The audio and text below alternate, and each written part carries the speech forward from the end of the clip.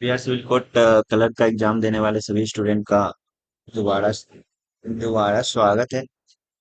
क्योंकि हमने इससे पहले एक और वीडियो बना रखा है जिसमें आधे से ज्यादा सिलेबस को हमने कवर कर रखा है। फिर से हम आपको रिमाइंडर करा दें कि एग्जाम के जस्ट पीटी में भी हमने वीडियो बनाया था और मेंस के लिए भी हमने इम्पोर्टेंट क्वेश्चन जो एग्जाम में आ सकते हैं इसके लिए स्पेशली वीडियो बनाया जा रहा है।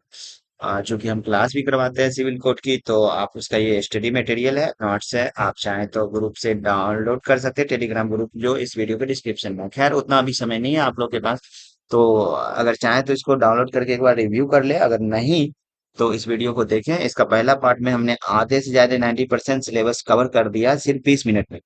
और ये अभी का जो वीडियो लगभग 20 मिनट का ही होने वाला है, यानी टोटल 40 मिनट में आपके कंप्यूटर का पूरा सिलेबस कंप्लीट होने वाला है। यानी कंप्यूटर का जो 15 मार्क है, आप अगर इस वीडियो को देख लेते हैं, वो इससे पार्ट 1 वाली वीडियो को देख लेते हैं, तो आपको कंप्यूटर नहीं भी पढ़े हैं तो पढ़ने की जरूरत नहीं है, इसी से आपका काम चल जाएगा। तो इसमें हम देखने वाले हैं, अभी हम आपको दिखाते हैं कि हमने क्या क्या सिलेबस इससे पहले के वीडियो में कवर करा है। तो यहाँ पर आप देख रहे हैं इसी पीडीएफ को पढ़ाया गया था और उसमें एक्सप्लेन किया गया, तो आप देखें। और जो दूसरा देख रहा है, दूसरा तो इससे पहले देख रहे हैं, उसके लिए तो बहुत अच्छी बात। तो हमने जनरेशन पढ़ाया, हार्डवेयर पढ़ाया, ये सभी जो जो टिक लगे हुए हैं सारे हमने पढ़ा चुके हैं इस वीडियो से पहले में, और सिर्फ 20 मिनट में। इसमें सिर्फ इम्पोर्टेंट पॉइंट को ही बताया गया है जो एग्जाम के व्यू से हैं, क्योंकि आपके पास सभी समय नहीं है और सिर्फ रिव्यू करना है। और उतना ही पढ़े जो एग्जाम के लायक हो। क्योंकि खूब ज्यादा पढ़ने से भी हार्ड क्वेश्चन यहाँ पर पूछ नहीं रहा, तो खूब ज्यादा पढ़ने से भी कुछ फायदा नहीं होने वाला है, इसलिए आसानी से करें।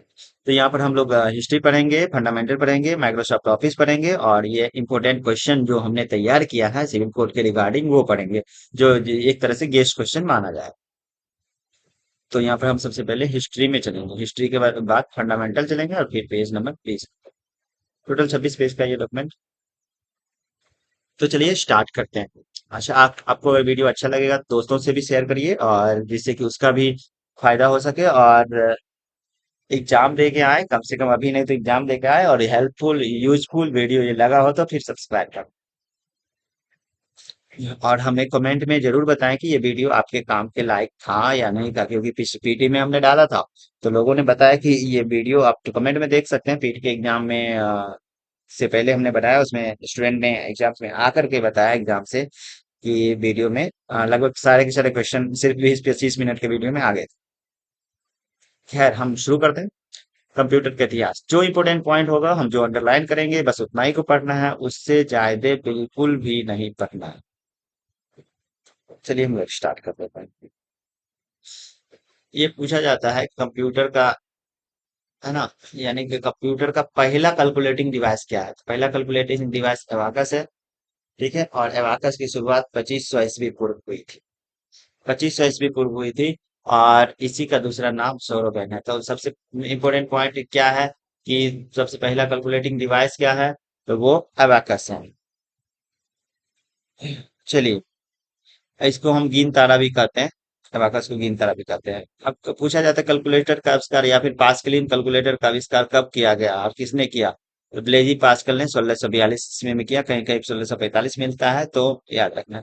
लिबनिट कैलकुलेटर नहीं पूछेगा, ध्यान नहीं देना है। चार्ल्स बेबेज ने दो इंजन बनाए, एक डिफरेंस इंजन और एक एनालिटिकल इंजन। हम आपको अंडरलाइन जो कर रहे हैं सिर्फ उतना ही पढ़ना है, उतना ही ध्यान देना है। वीडियो ध्यान दे रहे हैं तो खैर अच्छी बात। डिफरेंस इंजन जो पुराना पर आधारित था, एनालिटिकल इंजन जो नया पर आधारित था। एनालिटिकल 1837 में बनाया गया, और ये जो एनालिटिकल इंजन है इसी का कॉन्सेप्ट आगे चल के कंप्यूटर में डाला गया, और जिसके कारण चार्ल्स बेबेज को कंप्यूटर का पिता कहा जाने लगा। तो चार्ल्स बेबेज का दूसरा इंजन सक्सेसफुल रहा और पहला इंजन सक्सेसफुल नहीं रहा। एडा लेडी अगस्टा को मदर ऑफ कंप्यूटर कहा जाता है। चार्ल्स बेबेज को कंप्यूटर का पिता और ग्रैंड फादर भी कहा जाता है, पितामह भी कहा जाता है। एडा लेडी अगस्टा को या एडा लेडी लवलेस को प्रसिद्ध गणितज्ञ थी, जिसको पहला प्रोग्राम यानी पहला सॉफ्टवेयर इंजीनियर कहा जाता है, जिसने बाइनरी नंबर का यूज करके सॉफ्टवेयर को बनाया था। पहला प्रोग्राम बनाया था कब, 1940 ईस्वी में। अब देखिए पंच कार्ड। पंच कार्ड पहले स्टोर करने के लिए एक प्रोग्राम था, जो यानी कि एक डिवाइस बनाया गया था, एक मशीन बनाया गया था जो स्टोर डाटा को स्टोर करने के लिए काम आए। खैर ये खूब ज्यादा इंपॉर्टेंट नहीं है, जो इंपॉर्टेंट है उसके सेक्शन को देखें। पहला कंप्यूटर जो है सो मार्क 1 है। मार्क 1 है। और पूर्ण रूप से पहला इलेक्ट्रॉनिक कंप्यूटर ENIAC, इसके बारे में खूब पूछा जाता है। ENIAC पूर्ण रूप से पहला कंप्यूटर है जो 1946 ईस्वी में बना। इसका फुल फॉर्म भी बहुत ज्यादा पूछा जाता है, electronic numerical integrator and computer. याद रखना, इसका आविष्कारक दिए पेज पर लिखकर, ये बहुत इंपॉर्टेंट पॉइंट है। हिस्ट्री में सबसे ज्यादा इंपॉर्टेंट पॉइंट ये है। और दूसरा फादर ऑफ कंप्यूटर। उसके बाद यही, जब पूर्ण रूप से पहला इलेक्ट्रॉनिक कंप्यूटर बन गया तो उसी के सीरीज में एडसेक भी बना। इसका एडसेक का पुराना नाम याद रखना है, यानी पूरा नाम याद रखना है। इडवेक का पूरा नाम याद रखना है, electronic discrete variable automatic computer. और यूनिवेक ये पहला, ये क्वेश्चन खूब पूछा जाता है कि बिजनेस पर्पज से यूज होने वाला पहला कंप्यूटर क्या है? यूनिवेक। इसका फुल फॉर्म होता है यूनिवर्सल ऑटोमेटिक कंप्यूटर। उसके बाद चले जनरेशन। जब जनरेशन शुरुआत, जनरेशन हमने इससे पहले के वीडियो में बता चुके हैं, तो इसको अब ये करने की जरूरत नहीं। अब हम दूसरा टॉपिक चलते हैं, फंडामेंटल। आपको ये वीडियो देखना हो तो पहला वीडियो देखें, उसमें क्लियर पता चला है। किसी भी टॉपिक में अगर डिटेल से देखना हो तो डिटेल वाला एक एक टॉपिक का वीडियो बना हुआ है, जनरेशन का अलग, हिस्ट्री का अलग, सब कुछ का अलग अलग वीडियो बना हुआ है। तो वो भी आप प्ले लिस्ट में जा करके देख सकते हैं, डिटेल जाना हो तब। नहीं तो ये शॉर्ट वीडियो से ही काम चल जाएगा। Fundamental of computer. कंप्यूटर का पिता चार्ल्स बेज को, कंप्यूटर की जननी मतलब mother of computer lady Augusta को, कंप्यूटर का दिमाग सीपीयू को यानी brain of computer central processing unit को कहा जाता है। हम कंप्यूटर में काम देते हैं तो वो इनपुट कहलाता है, और उसको वो स्टोर करके आगे प्रोसेस करता है, और प्रोसेस करने के बाद आगे रिजल्ट देता है, तो रिजल्ट को आउटपुट कहा जाता है। अगर हम कंप्यूटर में गलत रिपोर्ट देंगे तो गलत, जैसे कि हम 4+3 देंगे और तो 7 आना है। हमको 4+4 देना था, हम 4+3 दे दिए तो हमको रिजल्ट 8 आना था, तो अभी गलती आ जाएगा, 7 आ जाएगा। कहने का मतलब, आप गलत इन्फॉर्मेशन देंगे तो गलत काम करेगा, सही इन्फॉर्मेशन देंगे तो सही काम करेगा। इसी व्यवस्था को गार्बेज इन गार्बेज आउट कहा जाता है। कंप्यूटर को अलग अलग भागों में काम के आधार पर, यानी डाटा प्रोसेसिंग के आधार पर 3 भागों में बांटा गया। खूब ज्यादा ये पूछा जाने वाला है। डिजिटल कंप्यूटर, एनालॉग कंप्यूटर और हाइब्रिड कंप्यूटर। डिजिटल कंप्यूटर हम लोग जो पर्सनल कंप्यूटर यूज करते हैं, हमारा लैपटॉप, डेस्कटॉप, ये डिजिटल कंप्यूटर है। एनालॉग कंप्यूटर जो विज्ञान चिकित्सा में यूज होता है, इसको जैसे कि जितने भी मेजरमेंट करने वाले यूनिट है, इकाई है, मशीन है, सभी के सभी एनालॉग कंप्यूटर है। जैसे भूकंप मापने वाला मशीन, स्पीड मापने वाला मशीन, चिकित्सा मापने वाला मशीन, और यानी कि सॉरी, चिकित्सकीय और मेडिकल इंस्ट्रूमेंट जितना भी होता है, पेट्रोल पंप पे जो मीटर लगा रहता है, यानी जितने भी मीटर है, वोल्ट मीटर है, स्पीडोमीटर है, जितने भी मीटर है लगे हुए, या फिर चेक करने वाले जितने भी मशीन हैं, मेडिकल इंस्ट्रूमेंट है, सभी के सभी एनालॉग कंप्यूटर। हम लोग का डेस्कटॉप और लैपटॉप डिजिटल कंप्यूटर, जो दोनों का काम करता है, एनालॉग का भी काम, मेजरमेंट का भी काम, और हमारे कंप्यूटर का भी काम, उस कंप्यूटर को हाइब्रिड कहते हैं। डिजिटल कंप्यूटर हमारा कंप्यूटर, एनालॉग कंप्यूटर मेजरमेंट करने वाला, और दोनों को करने वाला जो कंप्यूटर होगा उसको हाइब्रिड कंप्यूटर कहते हैं। दोनों मिला करके ये डायलिसिस मशीन और पूरी चीज। अब काम क्षमता, ये डाटा प्रोसेसिंग के आधार पर 3 भाग में था, डिजिटल, एनालॉग और हाइब्रिड। कार्य क्षमता के आधार पर कितने कंप्यूटर है? तो कार्य क्षमता के आधार पर यहाँ पर 4 कंप्यूटर हैं। माइक्रो कंप्यूटर सबसे छोटा कंप्यूटर होता है जो हम लोग यूज करते हैं, लैपटॉप, टैबलेट, लैपटॉप, डेस्कटॉप। ये मिनी कंप्यूटर उससे बड़ा कंप्यूटर होता है, जो एक ही फ्लोर के नीचे सारे कंप्यूटर एक दूसरे से कनेक्टेड होते हैं, जैसे कि ऑनलाइन एग्जाम हो या इस तरह का हो। मेन फ्रेम कंप्यूटर वो होता है जो किसी सरकारी डिपार्टमेंट या किसी डिपार्टमेंट या कंपनी के द्वारा वो कंप्यूटर को यूज करके अपने सारे बिजनेस को हैंडल किया जाता है एक सर्वर कंप्यूटर से। तो main frame computer, super computer जो पूरे दुनिया पर कमांड करता है उसको सुपर कंप्यूटर के बारे में है। तो पहला सुपर कंप्यूटर भारत का परम है, जो सीडेक कंपनी ने बनाया था। और विश्व का प्रथम सुपर कंप्यूटर क्रेवन है 1976 ईस्वी में। और भारत का प्रथम सुपर कंप्यूटर सीडेक है, मतलब सीडेक कंपनी ने बनाया था, जो बेंगलोर की है। और अभी वर्तमान में भारत का सुपर कंप्यूटर जो है सो परम सिद्धि है। और विश्व का सुपर कंप्यूटर जो है सो फ्रंटियर है। ये याद रखना है। अब एक नया आ गया, AI कैप्टन। कंप्यूटर के फायदे। कंप्यूटर के फायदे, खैर ये बहुत ज्यादा इंपॉर्टेंट नहीं है, और ये भी ज्यादा इंपॉर्टेंट नहीं है, इसको छोड़ दिया है। इनपुट डिवाइस, इसको छोड़ दिया जाए मतलब इससे क्वेश्चन नहीं आने की संभावना है। जो हमने अंडरलाइन कर रखा है उसी को इसी से तो है कि आपको पढ़ना क्या है, छोड़ना क्या है, ये भी आना चाहिए। Input device. इनपुट डिवाइस उस डिवाइस को कहा जाता है जिसके द्वारा हम कंप्यूटर में काम देते हैं। ये सारे एग्जांपल इनपुट डिवाइस के हैं। आप ये जैसे कि कीबोर्ड है, माउस है, जॉयस्टिक है, लाइट पेन है, ट्रैक बॉल है, स्कैनर है, डिजिटाइजर है, माइक्रोफोन है, OCR, OMR, MICR, biometric device, fingerprint device, sensor, barcode reader, ये सभी के सभी इनपुट हैं। इसका एग्जांपल रट के जाना है या फिर एक नजर दो नजर देख लीजिएगा, तो फिर आपको एग्जाम में आसानी होगी। जो कि आप रिसेंटली पढ़े हुए रहेंगे तो कोई दिक्कत नहीं। कीबोर्ड में कितने बटन होते हैं? जनरली 101 होते हैं। 101 ऑप्शन नहीं मिलता है तो 104 आंसर लगाइए। वो भी है। फंक्शनल की 12 होते हैं। और ये जो है कैप्स लॉक, नम लॉक और स्क्रॉल लॉक, इसको ट्रूगल की कहते हैं। वैसा बटन जो उसी बटन से ऑफ उसी बटन से ऑन होता है, इस बटन को उसी बटन से डीएक्टिव और उसी बटन से एक्टिव होता है, इसको हम लोग ट्रूगल की कहते हैं। माउस एक लाइट सेंसिटिव डिवाइस है क्योंकि लाइट पर काम करता है। इसको हम लोग ऑप्टिकल डिवाइस भी कह सकते हैं। और ये चूंकि हम सिलेक्ट करने ये कर्सर के जैसे काम कर रहा है मेरा, तो चूंकि ये पॉइंट करने का काम करते हैं इसलिए इसको हम पॉइंटिंग डिवाइस बोलते हैं। एक माउस पॉइंटिंग डिवाइस है यहाँ पर, एक लाइट पेन पॉइंटिंग डिवाइस है यहाँ पर, एक ट्रैक बॉल पॉइंटिंग डिवाइस है वहां पर। ये तीनों पॉइंटिंग डिवाइस ही है। आउटपुट डिवाइस जिसके जिसके द्वारा हम रिजल्ट बाहर आउटपुट करते हैं उसको आउटपुट डिवाइस कहा जाता है। जिसके द्वारा बाहर निकालते हैं रिजल्ट उसको आउटपुट डिवाइस कहा जाता है। तो इस तरह से हम आउटपुट डिवाइस।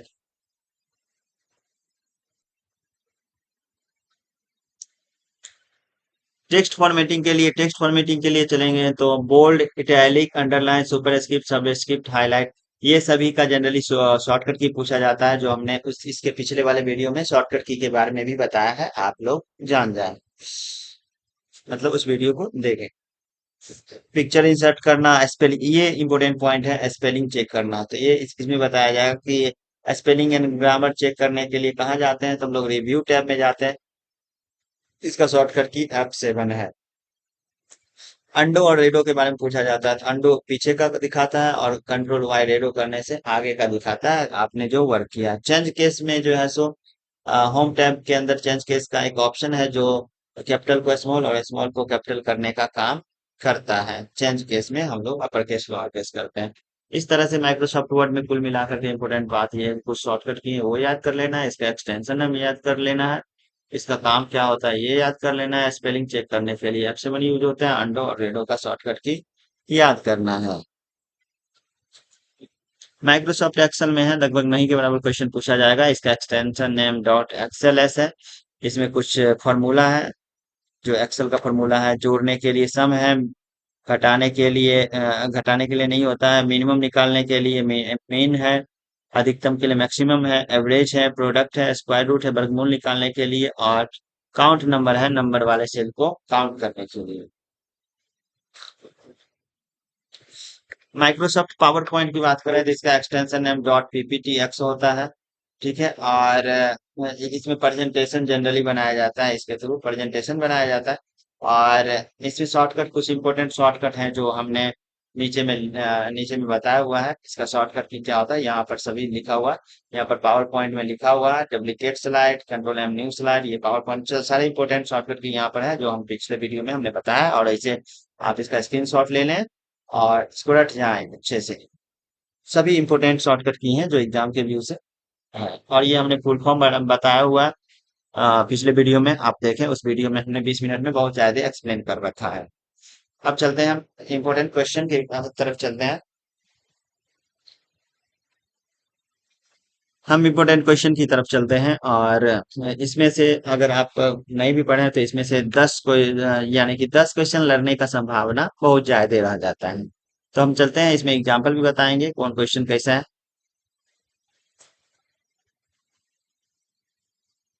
अब चलते हैं, कंप्यूटर शब्द की उत्पत्ति किस भाषा से हुई? तो कंप्यूटर शब्द से हुई, ये याद रखना है। यूनिवेक का फुल फॉर्म यूनिवर्सल ऑटोमेटिक। अगर आप ऊपर के नॉट मतलब इसके ऊपर के दोनों वीडियो देख लेते हैं तो आपका ये क्वेश्चन जो यहाँ पर 200 क्वेश्चन है उसमें से लगभग 150 से ऊपर क्वेश्चन आपको याद हो जाएगा। पहला कैलकुलेटिंग डिवाइस है वाकस है। कैलकुलेटर का आविष्कार 1642 ईस्वी में हुआ। कंप्यूटर का पिता किसको कहा जाता है? तो चार्ल्स बेबेज को कहा जाता है। कंप्यूटर में कुल कितने पीढ़ी हुए हैं? तभी तक कुल जनरेशन में 5 पीढ़ी हुए हैं। पहले प्रथम पीढ़ी में का मुख्य आधार क्या था? तो वैक्यूम ट्यूब था, हमने पिछले वीडियो में बताया है। द्वितीय पीढ़ी का मुख्य आधार क्या था? ट्रांजिस्टर था। यही सब क्वेश्चन आपको पूछा जाएगा एग्जाम में, आप श्योर रहें एकदम। आप क्वेश्चन को अगर रट जाते हैं तो यार, आईसी का full form integrated circuit. Data handling के आधार पर कितने प्रकार के होते हैं? 3 प्रकार के। कौन कौन? डिजिटल कंप्यूटर, एनालॉग कंप्यूटर और हाइब्रिड कंप्यूटर। जिसके द्वारा तरंग दबाव आदि मापने का, मेजरमेंट का काम करता है, उसको एनालॉग कंप्यूटर कहते हैं। और हम अपने काम के लिए करते हैं, वो माइक्रो कंप्यूटर होता है। प्रिंटर किस प्रकार का डिवाइस है? आउटपुट है। सीआरटी का फुल फॉर्म, सीपीयू का फुल फॉर्म। और सीपीयू में कौन कौन भाग हैं? एएलयू, सीयू, एमयू, ये याद रखो। कंप्यूटर का ब्रेन सीपीयू को कहा जाता है। कंप्यूटर मतलब, ये जो क्वेश्चन इजी इजी लग रहा है, यही सब क्वेश्चन पूछा जाएगा। कंप्यूटर मेमोरी में किस प्रकार कार्य करता है? तो मेमोरी स्टोरेज करने का काम करता है। रैम डाटा स्टोर करता है। कौन? टेम्पोररी। वोलाटाइल जितने भी हैं सब टेम्पोररी डेटा को स्टोर करता है। यूएसबी का पूरा नाम है यूनिवर्सल सीरियल बस। बस कितने प्रकार के होते हैं? तो यहाँ पर जो है सो 2 प्रकार के होते हैं, याद रखना है। सीडीआर में आर का फुल फॉर्म क्या होता है? तो कॉम्पैक्ट डिस्क रिकॉर्डेबल, या फिर कॉम्पैक्ट डिस्क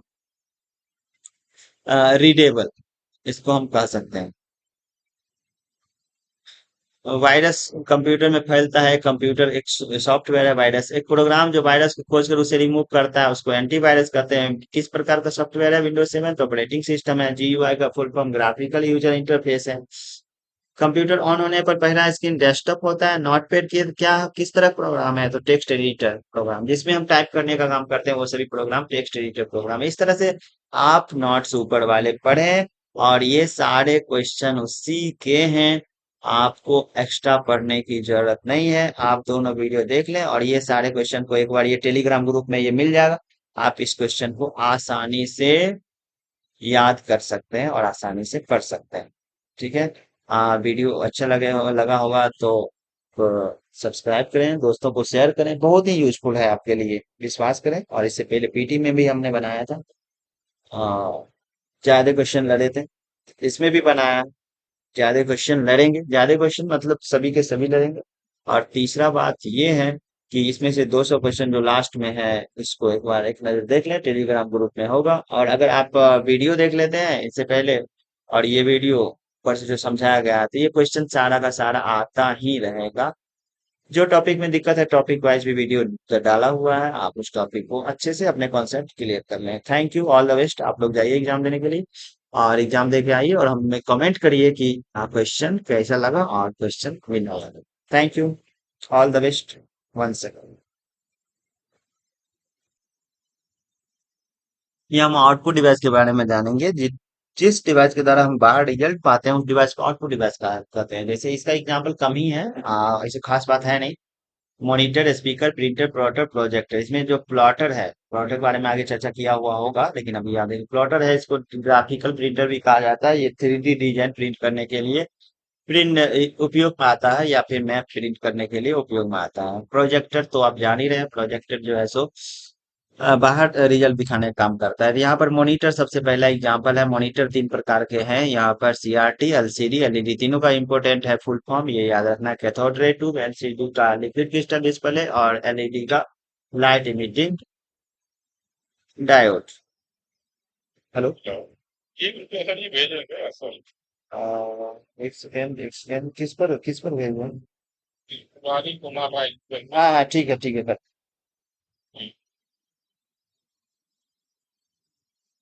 आ, उसके बाद चलते हैं प्रिंटर में। प्रिंटर 2 प्रकार के होते हैं, एक इम्पैक्ट प्रिंटर, एक non impact printer. Non impact printer के उदाहरण है लेजर प्रिंटर, इंकजेट प्रिंटर। इतना डीपली नहीं जानने की जरूरत है, और ये सिर्फ प्रिंटर पूछा जाएगा कि ये किस चीज का उदाहरण है, तो ये प्रिंटर एक आउटपुट डिवाइस। आगे चले। अच्छा, इसमें हम छोड़े इसलिए क्योंकि इंपोर्टेंट पार्ट है नहीं, इसलिए इसको आपको सिर्फ एग्जाम बेस्ड पढ़ना है, तो एग्जाम बेस्ड ही हम लोग चलेंगे। System unit, CPU. सीपीयू के बारे में, सीपीयू का full form central processing unit होता है। इसके मेनली 3 भाग हैं, बहुत ज्यादा पूछा जाता है, तो इसके मुख्य रूप से 3 भाग हैं। एएलयू, सीयू और MU. ALU arithmetical logical unit, ये मैथमेटिकल काम करने के लिए और लॉजिक काम करने के लिए होता है। सीयू इनपुट और आउटपुट को कंट्रोल करने का काम करता है। और एमयू जो है सो चलने के लिए, डेटा को प्रोवाइड करने, यानी कंप्यूटर जो चल रहा है उसके लिए डेटा स्पेस चाहिए तो स्पेस में मेमोरी देने का काम करता है। मेमोरी के बारे में चर्चा, मेमोरी के बारे में जानेंगे। मेमोरी दो प्रकार के होते हैं, एक प्राइमरी मेमोरी होते हैं और एक सेकेंडरी मेमोरी होते हैं। तो प्राइमरी मेमोरी में चर्चा करेंगे तो प्राइमरी मेमोरी में रैम है, जो चलाने में काम आता है, यानी कंप्यूटर को चलने के लिए जो जगह चाहिए वो रैम देता है। रैम दो प्रकार के हैं, डी रैम और एस रैम, इसका पूरा नाम याद रखना है। और डी रैम और एस रैम में एस रैम सबसे ज्यादा तेज है और डी रैम स्लो है। रोम के बारे में चर्चा करें तो रोम एक रोम एक ऐसा प्रोग्राम है जो मैन्युफैक्चरिंग, सॉरी, एक ऐसा मेमोरी है जो मैन्युफैक्चरिंग टाइम के द्वारा ही कंपनी के द्वारा उसमें डेटा डाल करके भेजा जाता है, जिसको हम लोग नहीं उड़ा पाते हैं, इसलिए इसका नाम रीड ओनली मेमोरी होता है। ये सिस्टम बनने के समय ही आपको डाला जाता है कंपनी के द्वारा। इसका तीनों फुल फॉर्म है, तीनों का फुल फॉर्म याद रखना है। जनरली रोम का फुल फॉर्म याद रखना है, रैम का फुल फॉर्म याद रखना है। कैश मेमोरी रैम की तरह ही कार्य करता है, लेकिन रैम से ज्यादा स्पीड से काम करता है। सेकेंडरी मेमोरी वैसा मेमोरी जो बाहर से हम लगाते हैं, यानी डेटा को स्टोर करने के लिए काम होता है, तो उसको हम कहते हैं सेकेंडरी मेमोरी। इसको हम सेकेंडरी मेमोरी को मास मेमोरी भी, ऑक्सिलरी मेमोरी भी, बैकअप स्टोर के लिए भी इसका यूज किया जाता है। ये हार्ड डिस्क है, सॉलिड स्टेट ड्राइव है, पेन ड्राइव है, मैग्नेटिक टेप है, ऑप्टिकल डिस्क है, सीडी रोम है, डीवीडी है, वीसीडी है, ये सभी के सभी सेकेंडरी मेमोरी है, मास मेमोरी है। ऑप्टिकल डिस्क उसको कहा जाता है जिसको रीड करने में लाइट का यूज होता है, ऑप्टिकल डिस्क कहा जाता है। जो जितने भी हैं सीडी डीवीडी और ये ब्लूरे डिस्क, ये सभी ऑप्टिकल डिस्क है। मैग्नेटिक है हार्ड डिस्क और फ्लॉपी डिस्क ड्राइव, इस दोनों को मैग्नेटिक मेमोरी कहा जाता है। पेन ड्राइव मेमोरी कार्ड को फ्लैश ड्राइव कहा जाता है।